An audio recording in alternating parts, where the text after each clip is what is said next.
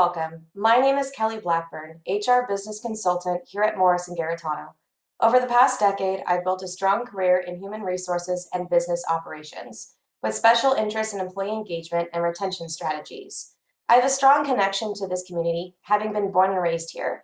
And more than ever, we need to look beyond what we consider the needs of our workforce and dive in deeper to what motivates our employees to live and work in our local businesses.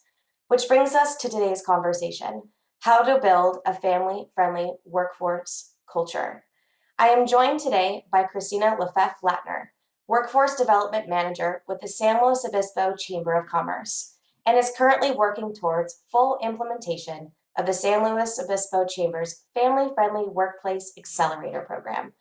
For more than 20 years, Christina has been developing and implementing community programs and has a strong connection to this local community, having worked as a consultant for numerous Central Coast organizations, including First Five, the Community Foundation of San Luis Obispo, CAPSLO, and the County of San Luis Obispo Public Health Department. I am also joined by Angela Toomey, Director of Human Resources here at Morris & Garritano, who brings over 2 decades of experience in human resources and is passionate about supporting our modern workforce and helping families succeed. Here first is Angela to kick off our conversation in what you can do to take the first steps in supporting your workforce families. Take it away, Angela. Thank you, Kelly. I'm excited to share our experience here at Morris & Garritano. Culture is at the heart of our family-friendly workplace. We work for third generation Morris, and it's no surprise that tradition and family are a big part of our culture. Your name doesn't have to be on the building to be amongst family. We have 32 employees working here today with some family member joining them. One of our key culture elements is trust. The success of your flexibility policies will rest on the level of trust between employees and managers. Our business is built on integrity, and we trust our employees to do the right thing. We welcome employees to show off their family. It's not uncommon to see children or pets running around the office, and each year we plan events that include families, such as Halloween trick-or-treating, summer picnic, or volunteer events. Flexibility is easy and free. Simply modifying hours by 30 to 60 minutes at the end or the beginning of a shift can make a huge difference in someone's ability to drop off their kid at school or pick them up at daycare. Employees are still working during the core business hours, and they know that it's okay to ask for flexibility if something in their life changes. Employees love the benefit of working remotely. Our employees have a choice to work 100% remote, or they can work 100% at home, or they can do a combination of both. Even if someone does not regularly telecommute, they can request loaner equipment on demand if they need to stay home with a sick child or just need to be closer to home for an appointment. Many of our workers had a full office set up at home pre-pandemic, and it took us a while to get good at this. We invested time and research to educate our entire leadership team on best practices of telecommuting. While this option does require additional technology support, we believe in the payoff. Even those who would never regularly telecommuted became really attached to the perks. If you're a growing business, the cost of real estate for one employee is about $10,000 a year, and it's a lot more in California. In Gallup's poll last October, they showed that 45% of employees are already working from home, and 9 out of 10 of those employees want to stay working from home. In this tight labor market, it has been especially helpful to have access to so much more talent. And lastly, we offer benefits that support a family-friendly work culture. Many of these benefits are low cost or one-time costs. For those employees that live close enough to the office, they might have their nanny bring the baby in to nurse on their break, or their spouse bring the little ones in just for a visit. Our nursing room is a hub for babies and toddlers who are visiting and fully stocked. We do not expect new parents to start right back up again at 40 hours a week. Sometimes it can take as long as 6 months for a new parent to transition back into their regular schedule. We are also generous with sick time so that employees can use their personal time for vacations and leisure. Our flexible spending plans allow for cost savings via taxable income. Up to $5,000 can be applied to dependent care and can be tax-free. Our employee assistance program offers more than just counseling. They can research childcare providers and have access to robust parenting tools and expert live education events. If you have out-of-state employees, it's great to provide them with short-term disability if their state doesn't already have it. And lastly, our college savings program is voluntary and it offers the convenience of payroll deductions. And now I'm going to hand it over to Christina, who's going to talk about a great new program with the Chamber. Thank you so much for letting me share with you today. Again, I'm Christina Lefebvre-Latner, and I am the new Workforce Development Manager with the SLO Chamber of Commerce, and I will be leading our new Family-Friendly Workplace Accelerator program. Today, I wanted to talk with you about why investing in family-friendly policies is not just great for families, but is both business smart and great for our community's economic future. So to start, I wanted to tell you about our new Family-Friendly Workplace Accelerator program, why it was launched, as well as what it will do. So first, the why. The new program was designed with the purpose of helping businesses attract and sustain a strong, inclusive local workforce through the implementation of family-friendly workplace policies. It was built on the belief that increasing family friendliness is essential to support business success, which is needed more than ever right now, to grow our economy and to advance diversity, equity, and inclusion in our workforce. This program will provide resources and support to all businesses throughout SLO County free of charge, and it is generously supported by the County of SLO and First 5 SLO County. So before a business can know how family-friendly they are, it's important to start with understanding what a family-friendly policy is and what it means to be a family-friendly business. So first, what are family-friendly policies? These policies act to meet, directly or indirectly, the needs of children, parents, disabled family members, and the oldest generation too. So what then is a family-friendly workplace? It is one whose practices make it possible for employees to more easily balance family and work. So how does a business become more family-friendly? How do you get started? Begin by asking, where are we now? Start with an assessment of what is. What current laws to support working parents apply to your business? What policies has the organization already put in place? How clear is it to employees what these laws, policies, and practices are? And last, how many employees do you actually have who are working parents? And how many children are they raising? Next, ask yourself, where is our potential? Get curious about what might be. Ask employees how they already feel supported on the job in balancing family and work. Then ask them what they would like to have or need in order to feel more supported. So now that you know what a family-friendly workplace looks like, you're probably asking why. Why should my business support family-friendly policies? Well, it's very simple. It's business smart. By supporting working parents, businesses can increase loyalty and morale, increase employee retention, increase the effectiveness of recruitment efforts, and maximize employee productivity.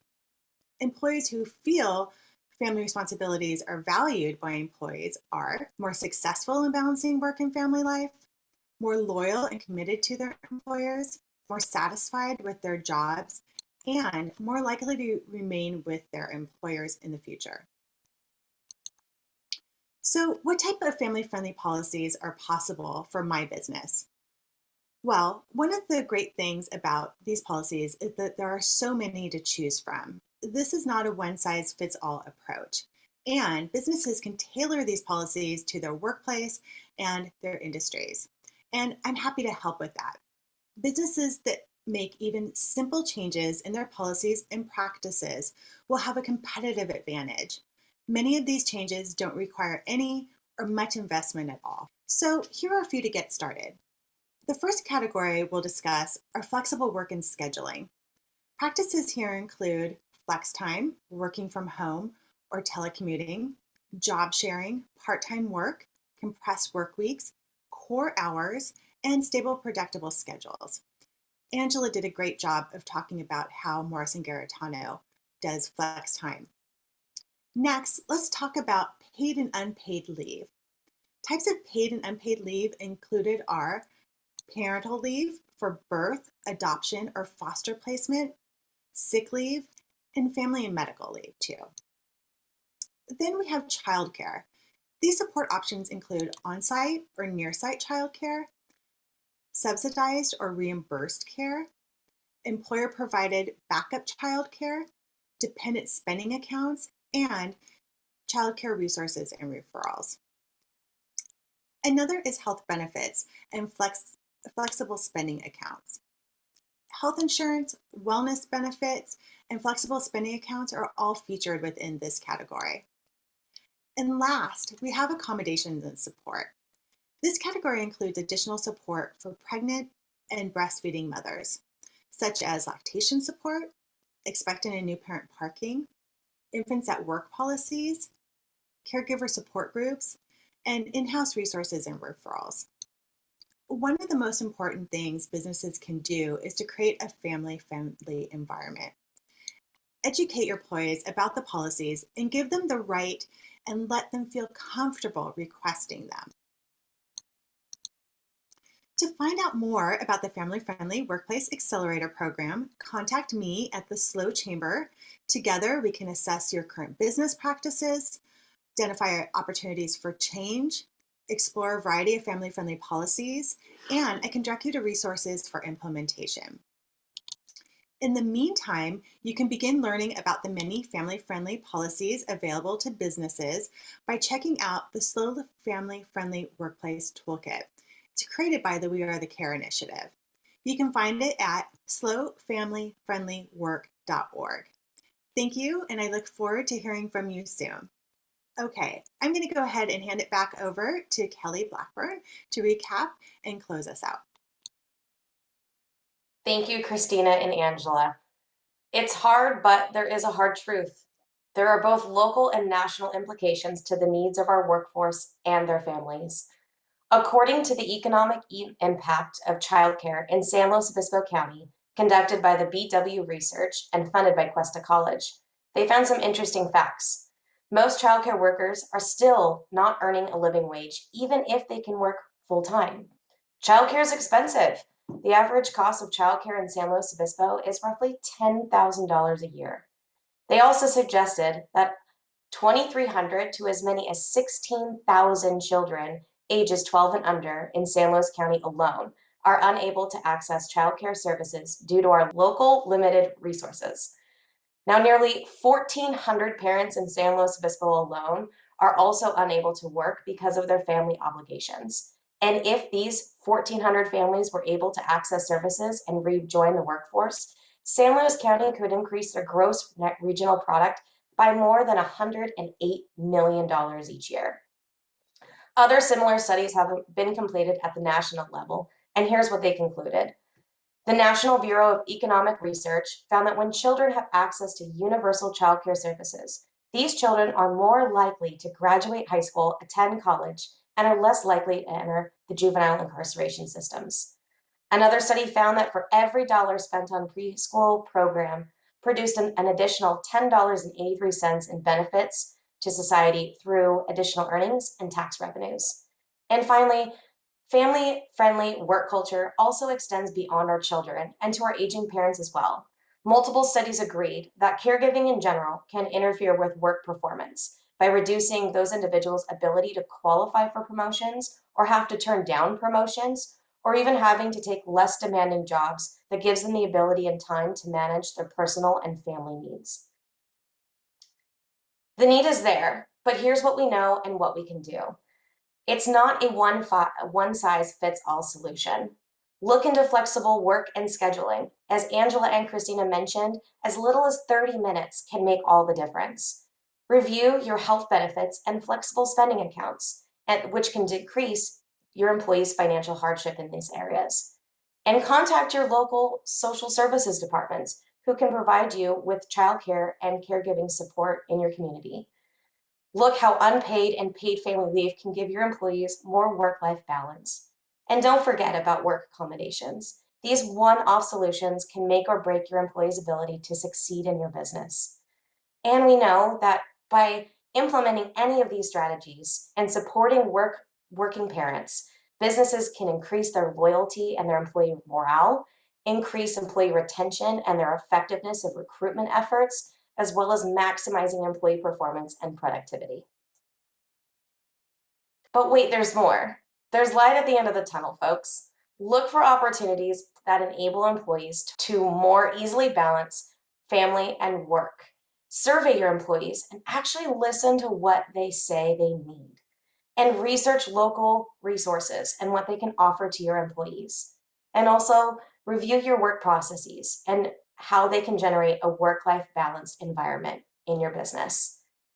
Emerge as an employer of choice. Ask yourself, what can we do as a business to elevate us to be the top support for our workforce families in our area? So now it's your turn. Take the steps to engage in a collaborative community approach. Look for ways you can collaborate with your local families and fellow business owners and your employees to make your business one they will commit to for the long haul. Thank you so much for joining us, and we look forward to our next conversation.